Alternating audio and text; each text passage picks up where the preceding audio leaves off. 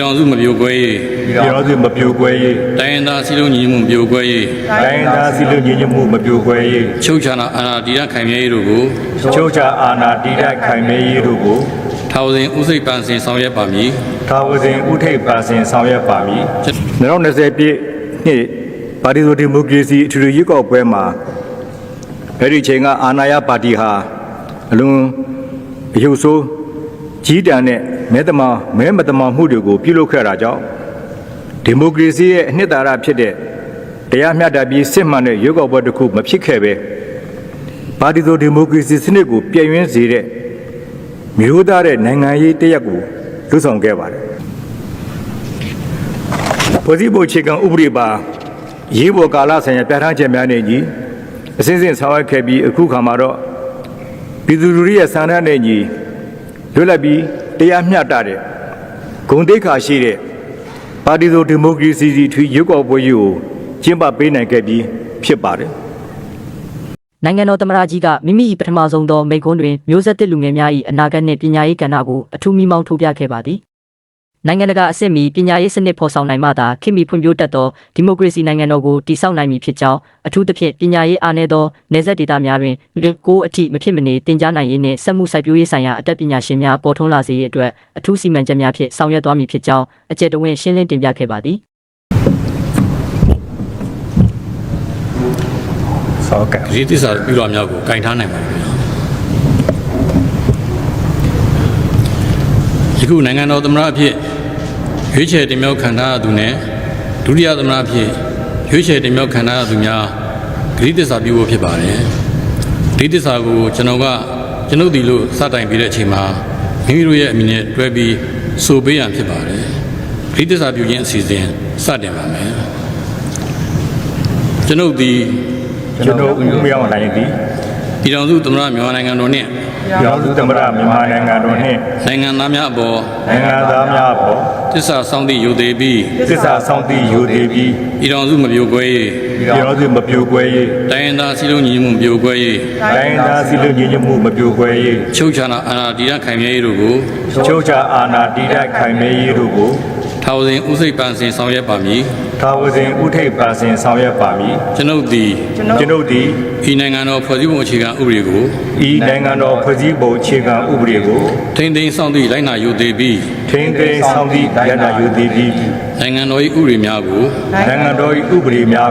လိုက်နာကျင့်သုံးဆောင်ရွက်ပါမည်မိမိတောင်းဝတရားများကိုဖြောင့်မတ်မှန်ကန်စွာဖြင့်စွမ်းကုန်ဆောင်ရွက်ပါမည်ပြည်ထောင်စုသမ္မတမြန်မာနိုင်ငံတော်တွင်တရားမျှတခြင်း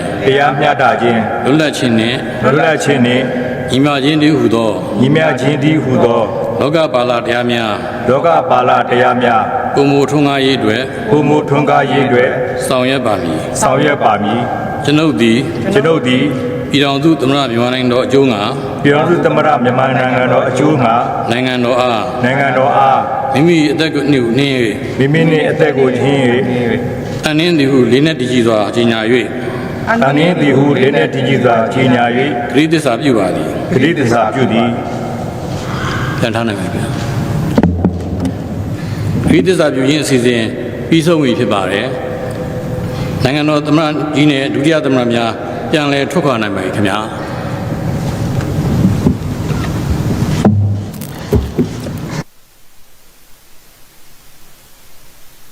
ပြည်တော်စုထုတော်ကိုယ်စားလှယ်များ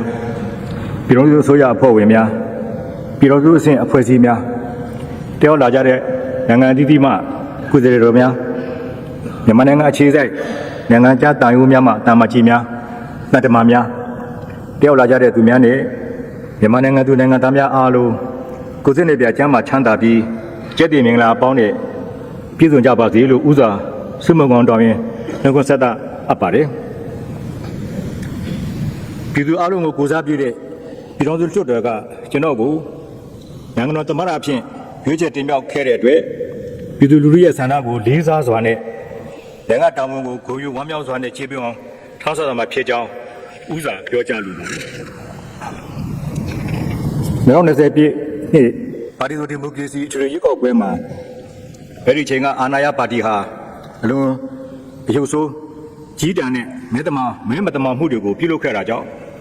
ဒီမိုကရေစီရဲ့အနှစ်သာရဖြစ်တဲ့တရားမျှတပြီးစစ်မှန်တဲ့ရွေးကောက်ပွဲတစ်ခုမဖြစ်ခဲ့ပဲ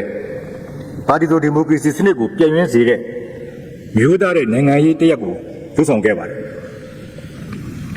တမတော်အနေနဲ့နိုင်ငံရေးပါတီများနဲ့ပြည်သူလူထုရဲ့ဆန္ဒနဲ့ကြီးတရားဥပဒေတိုင်းအေးချမ်းစွာဖြည့်ရှင်းနိုင်ဖို့အစဉ်စဉ်အကြိမ်ကြိမ်ညှိနှိုင်းမြစ်တာရခါတောင်းဆိုခဲ့ပေမဲ့လည်းတောင်းဆိုချက်တွေကိုလျှလျှရှုပြီးမဲမတမာမှုအတွက်ဖြည့်ရှင်းခြင်းမပြုအပ်သေးပဲမှန်ကန်မှုမရှိတရားမျှတမှုမရှိတဲ့ရွေးကောက်ပွဲရလဒ်နဲ့လွှတ်တော်ခေါ်နိုင်ငံတော်အာဏာကိုမတရားတဲ့နည်းလမ်းနဲ့အဓမ္မရယူမှုလှုံ့ဆော်ခဲ့ကြပါတယ်။ဒါကြောင့်ဖွဲ့စည်းပုံအခြေခံဥပဒေနဲ့ညီနိုင်ငံတော်ကိုရေးပေါ်ချိန်တွေကြီးညာပြီးနိုင်ငံတော်တာဝန်တွေကိုလွှဲအပ်တာဝန်ပေးခဲ့တာကြောင့်တမတော်ကနိုင်ငံတာဝန်တွေကိုထမ်းဆောင်ခဲ့ရတာဖြစ်ပါတယ်။ဖွဲ့စည်းပုံအခြေခံဥပဒေပါရေးပေါ်ကာလဆိုင်ရာပြဋ္ဌာန်းချက်များနဲ့ညီအစစ်အစစ်ဆောင်ရွက်ခဲ့ပြီးအခုခါမှာတော့ပြည်သူလူထုရဲ့ဆန္ဒနဲ့ညီလွတ်လပ်ပြီးတရားမျှတတဲ့ဂုဏ်သိက္ခာရှိတဲ့ပါတီစုံဒီမိုကရေစီကြီးထွေရွေးကောက်ပွဲကြီးကိုကျင်းပပေးနိုင်ခဲ့ပြီးဖြစ်ပါတယ်။တို့တော်ကိုယ်စားလှယ်တီးသီးဟာမဲပေးပိုင်ခွင့်ရှိသူများရဲ့54.2% လာရောက်မဲပေးရွေးချယ်ခံရသူများဖြစ်ပါတယ်။လွတ်လပ်ပြီးတရားမျှတစွာတန်တန်ရှင်းရှင်းနဲ့ရွေးချယ်ခံရသူများဖြစ်တဲ့အတွက်ဥပဒေပြုရေးအုပ်ချုပ်ရေးနဲ့တရားစီရင်ရေးကဏ္ဍတွေမှာအသီးသီးပြန်လည်ပေါ်ထွန်းလာခဲ့ပြီးဒီမိုကရေစီစနစ်ကိုပြန်လည်စတင်နိုင်တော့မှလည်းဖြစ်ပါတယ်အခုဆိုရင်ကျွန်တော်တို့မြန်မာနိုင်ငံဟာဒီမိုကရေစီလမ်းကြောင်းပေါ်ကိုပြန်လည်ခြေချပြီးပုံမကောင်းမွန်တဲ့အနာဂတ်စီကိုဥတီရှောင်လန်းနေပြီဖြစ်တဲ့အတွက်ပါတီကိုဒီမိုကရေစီစနစ်ပုံမခိုင်မာအောင်ကြိုးပမ်းတည်ဆောက်တွားရမှာဖြစ်ပါတယ်ကျွန်တော်တို့အစိုးရတည်တဲ့ချင်းခမှုများစွာကလည်းစောင့်ကြိုနေတာကိုကျွန်တော်အနေနဲ့ကောင်းစွာသိရှိထားပါတယ်ကမ္ဘာရေးမြန်မာရေးနိုင်ငံရေးစီးပွားရေးစတဲ့အခက်အခဲတွေပါဝင်နေပဲပေါင်းစုံကစင်ခုံမှုတွေကိုအစိုးရနဲ့ပြည်သူလူထုအထူးတကွလက်တွဲညီညီပူးပေါင်းကရေစံကျော်လာသွားကြမယ်လို့လည်းအဓိဋ္ဌာန်ချထားပါတယ်ဒါကြောင့်ကျွန်တော်ဥဆောင်တဲ့အစိုးရအဖွဲ့ရဲ့ရည်မှန်းချက်မူဝါဒများနဲ့သဘောထားတွေကိုပြည်ထောင်စုလွှတ်တော်ကတည်းကဒီပပြည်သူများကိုတင်ပြပြီးနိုင်ငံရဲ့ပြည်သူအကျိုးကိုထိရောက်အောင်မြင်အောင်ဆောင်ရွက်သွားမှာဖြစ်ကြောင်းပြောကြားလိုပါတယ်ကျွန်တော်တို့ဆိုရတဲ့အနေနဲ့စစ်မှန်ပြီးစီကံပြည့်ဝတဲ့ပါတီစုံဒီမိုကရေစီစနစ်ခိုင်မာစေရေးဒီမိုကရေစီနဲ့ဖက်ဒရယ်စစ်ကိုအခြေခံတဲ့ပြည်တော်စုတည်ဆောက်ရေးဆိုတဲ့ရည်ရွယ်ချက်လုပ်ငန်းစဉ်တွေကိုဆက်လက်အကောင့်ထဲပေါ်ဆောင်ရွက်သွားမှာဖြစ်ပါတယ်ဒီလိုဆောင်ရွက်တဲ့အခါမှာလည်းငြိမ်းချမ်းရေးဒီမိုကရေစီနဲ့အမျိုးသားပြန်လည်တည်မြဲရေးတွေကိုဘက်စုံလွှမ်းခြုံဆောင်ရွက်နိုင်ဖို့အတွက်ပြည်တော်စုတိုင်ပင်ခံကောင်စီဥပဒေနဲ့ညီပြည်တော်စုတိုင်ပင်ခံကောင်စီကိုလည်းဖွဲ့စည်းတာဝန်ပေးရဆောင်ရွက်သွားမှာလည်းဖြစ်ပါတယ်ပြည်တော်စုတိုင်ပင်ခံကောင်စီအနေနဲ့ဥပဒေမှာပြဋ္ဌာန်းထားတဲ့အတိုင်းပြည်တော်စုရဲ့လုံခြုံရေးနဲ့တရားဥပဒေဆိုင်ရာကိစ္စရပ်တွေနိုင်ငံတကာဆက်ဆံရေးဆိုင်ရာကိစ္စရပ်တွေငြိမ်းချမ်းရေးဆိုင်ရာကိစ္စရပ်တွေဥပဒေပြဋ္ဌာန်းရေးဆိုင်ရာကိစ္စရပ်တွေကိုနိုင်ငံတော်ဆိုရတာအကြံပေးတာတွေကိုအကောင့်ထဲပေါ်ဆောင်ရွက်တွားရမှာဖြစ်ပါတယ်ကျွန်တော်တို့ဆိုရအနေနဲ့ပြည်တော်စုသမ္မတမြန်မာနိုင်ငံတော်ဖွဲ့စည်းပုံအခြေခံဥပဒေ2008ခုနှစ်မှာပြဋ္ဌာန်းထားတဲ့ဖက်ဒရယ်ဆိုင်ရာပြဋ္ဌာန်းချက်တွေကိုထိရောက်အောင်အကောင့်ထဲပေါ်ဆောင်ရွက်သွားမှာလည်းဖြစ်ပါတယ်အထက်မှာတင်ပြခဲ့သလိုဒီမိုကရေစီနဲ့ဖက်ဒရယ်စစ်ကိုအခြေခံတဲ့ပြည်တော်စုကြီးတည်ဆောက်ဖို့ဆိုရင်ငြိမ်းချမ်းရရှိဖို့မဖြစ်မနေလိုအပ်တဲ့အတွက်နိုင်ငံတွင်းမှာရှိတဲ့နိုင်ငံရေးပါတီများတိုင်းဒေသပြည်သူများနဲ့တိုင်းဒေသအဖွဲ့အစည်းအားလုံးအကျိုးတူပူးပေါင်းပါဝင်ဆောင်ရွက်ပြီးဒီမိုကရေစီနဲ့ဖက်ဒရယ်စစ်ကိုအခြေခံတဲ့ပြည်တော်စုကိုဖော်ဆောင်ဖို့ကြိုးပမ်းသွားမှာဖြစ်ပါတယ်တနင်္ဂနွေပြည်ခတ်တိုက်ခိုက်မှုရစရေးသဘောတူစာချုပ် NCA အပိုက်25အရပြည်တော်စုငြိမ်းချမ်းရေးညီလာခံမှာဆွေးနွေးသဘောတူချုပ်ဆိုထားတဲ့ပြည်တော်စုသဘောတူစာချုပ် Union Accord အစိပ်အပိုင်း1 2နဲ့3တို့ကို NCA အပိုက်20စာလုံးနဲ့ညီပြည်တော်စုလွှတ်တော်သို့တင်သွင်းဆွေးနွေးအတည်ပြုချက်ရယူဆောင်ရွက်သွားမှာဖြစ်ပါတယ်။ဒါပြင်မြို့သားစီလုံးညွှန်ရေးနဲ့ညီညွတ်ရေးဖော်ဆောင်မှုညှိနှိုင်းကော်မတီ NSPNC နဲ့ NCA လက်မှတ်ယူထားတဲ့တိုင်းဒေသလက်နက်ကိုင်အဖွဲ့များနိုင်ငံရေးပါတီအစုအဖွဲ့များဖွဲ့စည်းပုံအခြေခံဥပဒေပြင်ဆင်ရန်ဆွေးနွေးသဘောတူညီထားတဲ့အချက်43ချက်ကိုလည်းပြည်တော်စုလွှတ်တော်သို့တင်သွင်းဆွေးနွေးသွားမှာဖြစ်ပါတယ်။နိုင်ငံရဲ့အနာဂတ်အတွက်အဓိကကျတဲ့ပြည်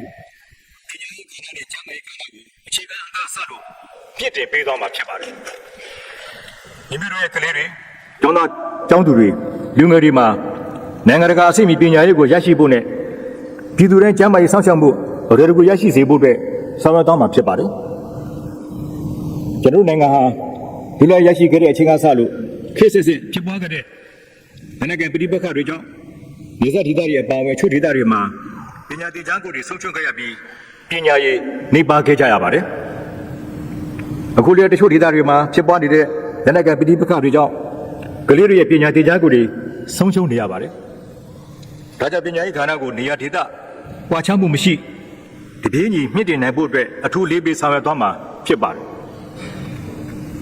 ်ကျွန်တော်တို့နိုင်ငံကိုခေတ်မီဖွံ့ဖြိုးတိုးတက်တဲ့ဒီမိုကရေစီနိုင်ငံတော်အဖြစ်တည်ဆောက်ရမှာထူးခြားထက်မြက်တဲ့လူ့စွမ်းအရင်းမြစ်တွေဖြစ်တဲ့အသိပညာရှင်အတတ်ပညာရှင်တွေအများကြီးလိုအပ်ပါတယ်မြန်မာတို့ဟာဉာဏ်ရည်ထက်မြက်သူတွေဖြစ်ပြီးဓမ္မတစ်လျှောက်မှာထူးချွန်ထက်မြက်တဲ့ပညာရှင်များစွာပေါ်ထွက်ခဲ့ပါတယ်အနာဂတ်နိုင်ငံတော်ရဲ့တာဝန်တွေကိုပခုံးပြောင်းထားဆောင်ကြရမယ်မျိုးဆက်သစ်လူငယ်တွေအတွက်နိုင်ငံတကာနဲ့ရင်ပေါင်တန်းနိုင်မဲ့အတတ်ပညာရှင်အသိပညာရှင်များဖြစ်ဖို့နဲ့ဗလာငါးရန်ပြေဝဖို့အတွက်ပညာရေးကဏ္ဍကိုမဖြစ်မနေမြင့်တင်ဆောင်ရွက်သွားမှာဖြစ်ကြောင်းပြောကြားလိုပါတယ်ပညာရေးအားနည်းတဲ့ပြည်နယ်တွေအတွက်အထူးစီမံချက်တွေချမှတ်ပြီး KG+9 အထိပညာသင်ကြားနိုင်ရေးဆောင်ရွက်ပေးသွားမှာဖြစ်ပါတယ်ခြေငယ်ပညာအလယ်တန်းတွေမှာစက်မှုစိုက်ပျိုးရေးမွေးမြူဘာသာအခြေခံဘာသာရပ်တွေသင်ကြားရေးနဲ့စက်မှုစိုက်ပျိုးမွေးမြူရေးထက်တန်းကျောင်းများကိုလည်းတိုးချဲ့ဖွင့်လှစ်ပေးသွားမှာဖြစ်ပြီးစိုက်ပျိုးရေးနဲ့မွေးမြူရေးသိပ္ပံကျောင်းတွေကမှတင်တော်တဲ့သိပ္ပံကျောင်းတွေကိုတက္ကသိုလ်ကောလိပ်စစ်မြင့်တင်ခြင်းနဲ့ပိုလီတက်နစ်သိပ္ပံတွေနဲ့တက္ကသိုလ်တွေတိုးချဲ့ဖွင့်လှစ်နိုင်ရေးလည်းဆောင်ရွက်ပေးသွားမှာဖြစ်ပါတယ်ခေတ်မီဖွံ့ဖြိုးတိုးတက်တဲ့နိုင်ငံတစ်ခုပြည်တည်ဆောက်ရမှာပညာရေးမြင့်မားရေးနဲ့ဓာတ်တူကျန်းမာကြံ့ခိုင်တဲ့နိုင်ငံသားများဖြစ်လာဖို့ဟာလည်းဗရဏကြပါတယ်ဒီမျိုးသားတို့ကျန်းမာကြံ့ခိုင်ရေးနဲ့ကျန်းမာရေးအဆင့်မြင့်တည်ရေးလုပ်ငန်းတွေကိုထိရောက်တဲ့မူဝါဒတွေချမှတ်အကောင့်တွေဖော်တဲ့နေရာမှာပြည်သူလူထုကိုဓာတ်ရဲ့အကျိုးပြုတဲ့ကျန်းမာရေးစောင့်ရှောက်မှုလုပ်ငန်းတွေဖြစ်ဖို့လူတိုင်းလက်လန်းပြီးတဲ့ကျန်းမာရေးစောင့်ရှောက်မှုပေးနိုင်ဖို့ကျွန်တော်တို့ဆိုရအနေနဲ့အလေးထားဆောင်ရွက်သွားမှာဖြစ်ပါတယ်နိုင်ငံတော်ရဲ့စီးပွားရေးဥမ္မာလာစီဖို့အတွက်အသေးစားအငယ်စားနဲ့အလားစားစီးပွားရေးလုပ်ငန်း MSME တွေဖွံ့ဖြိုးတိုးတက်လာစေဖို့အတွက်စီမံဆောင်ရွက်ပေးသွားမှာဖြစ်ပါတယ်ဒီလိုပြပရင်းနှီးမြှုပ်နှံမှုတွေတိုးတက်လာစေဖို့အတွက်လည်းလူထုလူနည်းတွေကိုပြန်လည်သုံးသပ်ပြီးစီးပွားရေးလုပ်ငန်းများအရှိန်အဟုန်မြင့်တင်ရေးအတွက်ဆောင်ရွက်သွားပါမယ်ဒီဒီမှာကြုံတွေ့နေရတဲ့စီးပွားရေးကျပ်တဲ့မှုကုန်စည်နှုန်းကြီးမြင့်ခြင်းနဲ့အလုပ်ကအခွင့်အလမ်းလိုအပ်ချက်တွေကိုပြည်လည်အောင်ဖော်ဆောင်ပြီးနိုင်ငံနဲ့ကန့်ညီတဲ့ဈေးကွက်စီးပွားရေးစနစ်ကိုအကောင့်တွေပေါ်ဆောင်ရွက်သွားမှာဖြစ်ပါတယ်အဓိကအချက်ကတော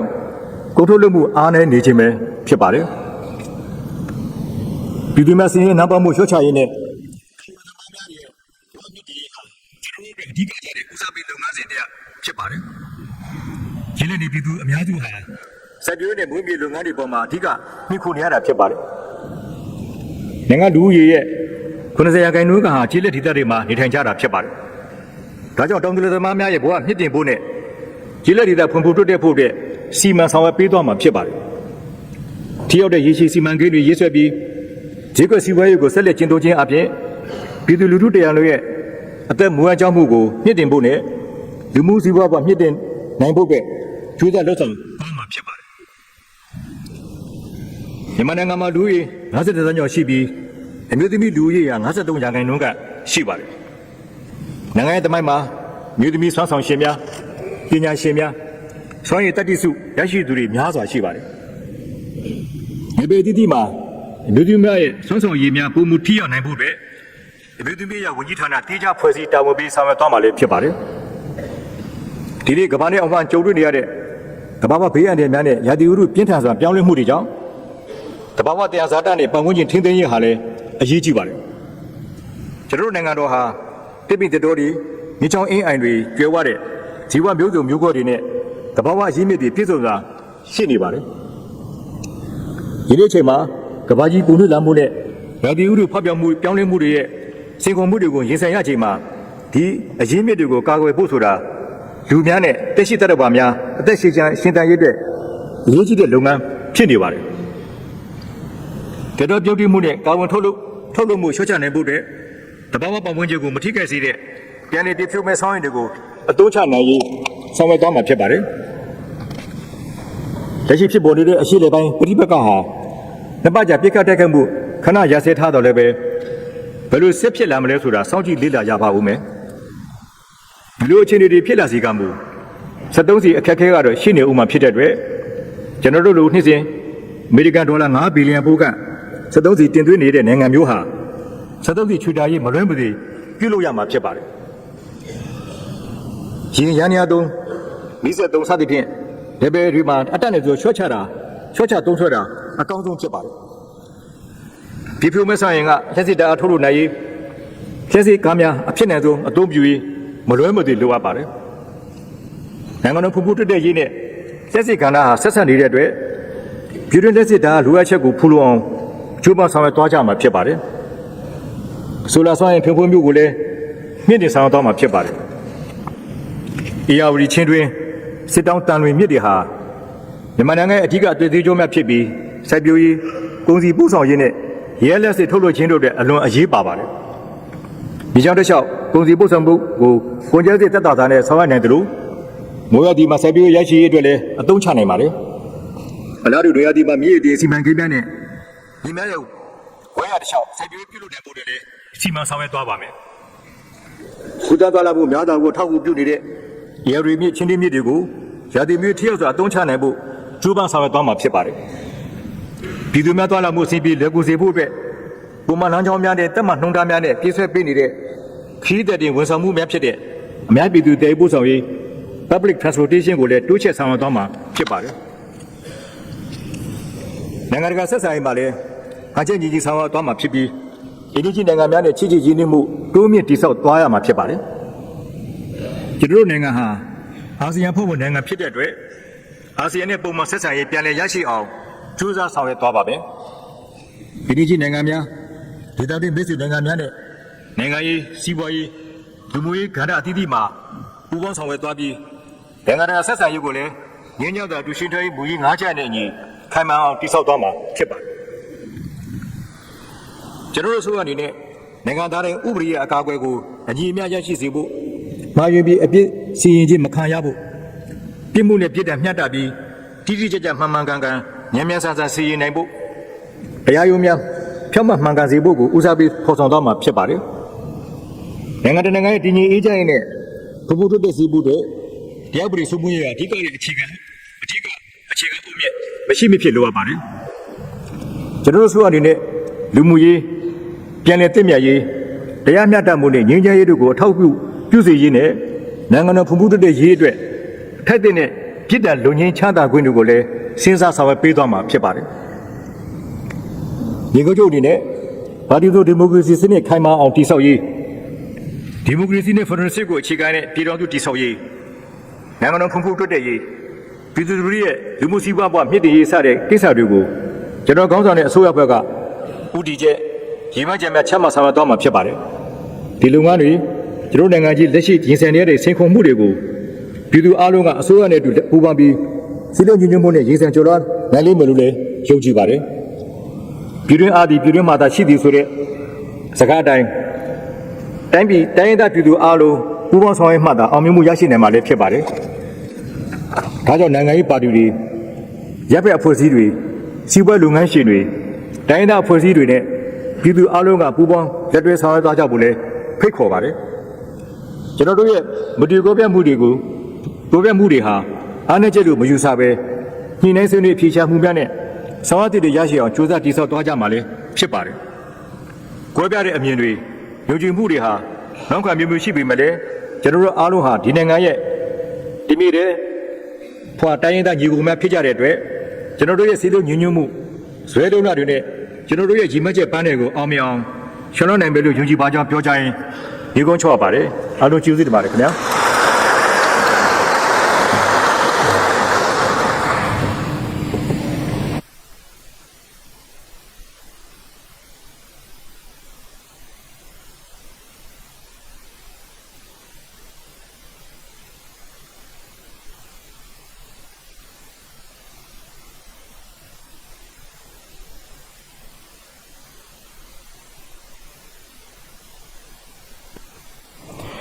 နိုင်ငံတော်သမ္မတ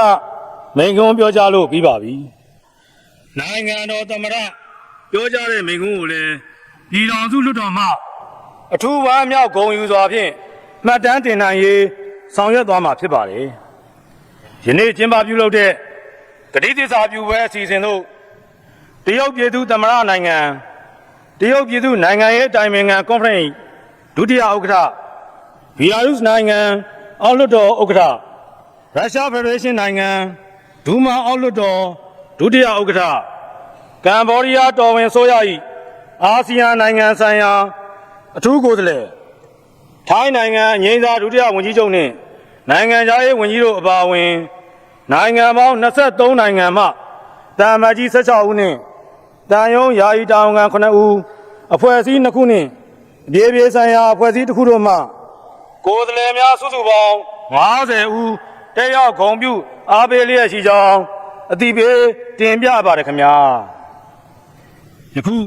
နိုင်ငံတော်သမ္မတပြန်လည်ထွက်ခွာတော့မှာဖြစ်ပါတယ်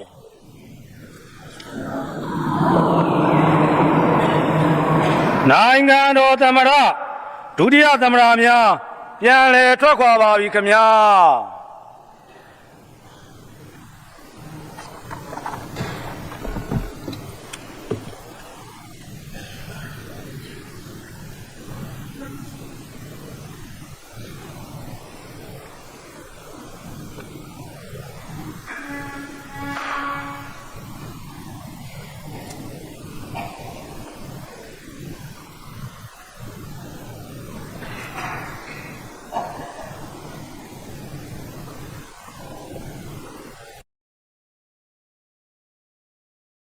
နိုင်ငံတော်၏တာဝန်ကိုပခုံးပြောင်းထမ်းဆောင်ကြမည့်လူငယ်များအတွက်ဗလငါးတန်နှင့်ပြည့်စုံသောပညာရေးဝန်းကျင်တစ်ခုဖန်တီးပေးရန်မှာအစိုးရ၏အဓိကတာဝန်ဖြစ်ကြောင်းအလေးပေးပြောကြားကာအသိပညာရှင်အတတ်ပညာရှင်များပေါ်များသည့်လူပောင်သစ်စီတို့ရည်မှန်းချက်ပန်းတိုင်ထားချီတက်သွားမည်ဖြစ်ကြောင်းအားတက်ဖွယ်ပြောကြားရင်းမိန့်ခွန်းကိုအောင်မြင်စွာနှီးကုန်းချုပ်ခဲ့ပါသည်